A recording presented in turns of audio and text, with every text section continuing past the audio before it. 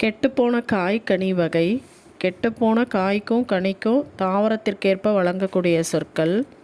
நுனியில் சுருங்கிய காய் சூம்பல், சுருங்கிய பழம் சிவியல், புழு பூச்சி அரித்த காய் அல்லது கனி சொத்தை, சூட்டினால் பழுத்த பிஞ்சு வெம்பல், குழு குளுத்த பழம் அலியல், குழு குளுத்து நாரிய பழம் அல்லது காய் அழுகல், பதராய் போன மிளகாய் சொண்டு.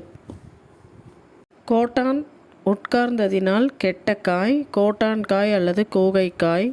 தேரை அமர்ந்ததினால் கெட்ட காய் தேரைக்காய்.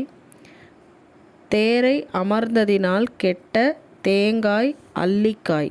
தென்னையில் கெட்ட காய் ஒல்லிக்காய். அடுத்ததாக பழத்தோல் வகை. பழங்களின் மேற்பகுதியினை குறிக்க வழங்கும் சொற்கள்.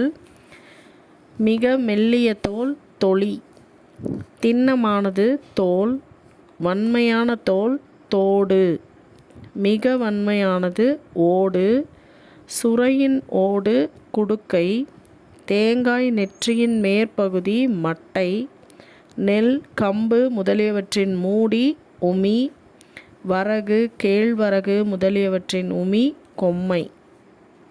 மணிவகை. தானியங்களுக்கு வழங்கும் சொற்கள். நெல் புல் கம்பு முதலிய தானியங்கள் கூலம், அவரை உளுந்து முதலியவை பயறு, வேர்க்கடலை கொண்டைக்கடலை முதலியவை கடலை, கத்தரி மிளகாய் முதலியவற்றின் வித்து விதை, புளி காஞ்சிரை காஞ்சிரைனா நச்சு மரம் முதலியவற்றின் வித்து கால், வேம்பு ஆமணக்கு முதலியவற்றின் வித்து முத்து, மா பனை முதலியவற்றின் வித்து கொட்டை, தென்னையின் வித்து தேங்காய், அவரை துவரை முதலிய பயர்கள் முதிரை. இளம் பயிர் வகை. தாவரங்களின் இளம் பருவத்திற்கான சொற்கள்.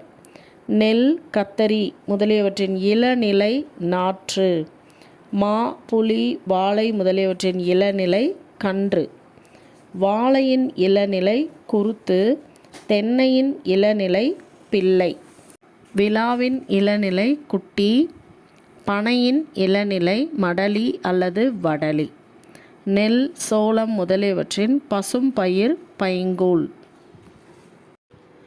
எடுத்துக்காட்டாக கோதுமையை எடுத்துக்கிட்டோன்னா அதில் சம்பா கோதுமை, குண்டு கோதுமை, வார் கோதுமை அப்படின்னு சில வகைகள் மட்டும்தான் இருக்குது.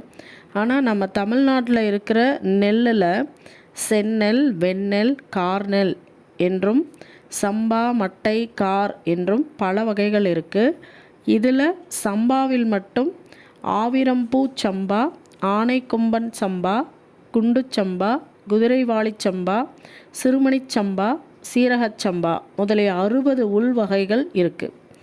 இதோட வரகு காடை கன்னி குதிரைவாளி முதலிய சிறு கூலங்கள் தமிழ்நாட்டில் மட்டும் இல்லாமல் வேறு எங்கேயும் விளையிறது கிடையாது.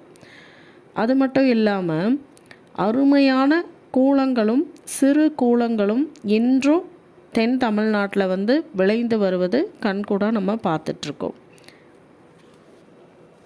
அடுத்ததாக தெரியுமா அப்படின்னு ஒரு சின்ன பகுதி கொடுத்துருக்காங்க. உலகத்திலேயே ஒரு மொழிக்காக உலக மாநாடு நடத்திய முதல் நாடு மலேசியா. மாநாட்டுக்குரிய அம்முதல் மொழியும் தமிழ். இதை சொன்னவங்க பன்மொழி புலவர் கா. அப்பாத்துரையார். சரி, இப்போது நம்ம இந்த உரைநடை பகுதியில் தமிழ் சொல்வளம் அப்படின்ற இந்த பகுதியை நம்ம பார்த்தோம். இதை தேவநேய பாவாணர் அப்படிங்கிறவர் தான் நமக்கு கொடுத்துருக்காரு. அவரை பற்றி ஒரு சில வரிகள் இங்கே நம்ம பார்க்கலாம்.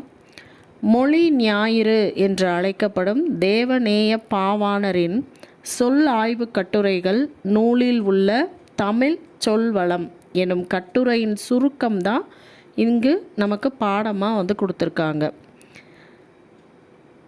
அது மட்டும் இல்லாமல் பல்வேறு இலக்கண கட்டுரைகளையும் மொழி ஆராய்ச்சி கட்டுரைகளையும் எழுதிய பாவாணர் தமிழ் சொல் ஆராய்ச்சியில் உச்சம் தொட்ட ஒரு மனிதர்.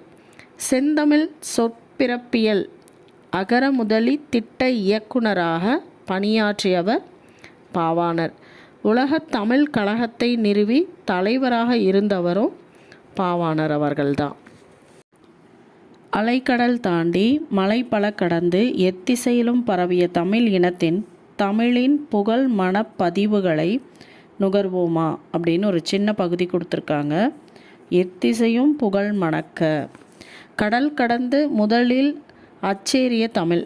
போர்ச்சுகீசு நாட்டின் தலைநகர் லிசுபனில் 1554 வருடம் கார்டிலா எனும் நூல் முதலாக தமிழ் மொழியில்தான் மொழிபெயர்க்கப்பட்டது.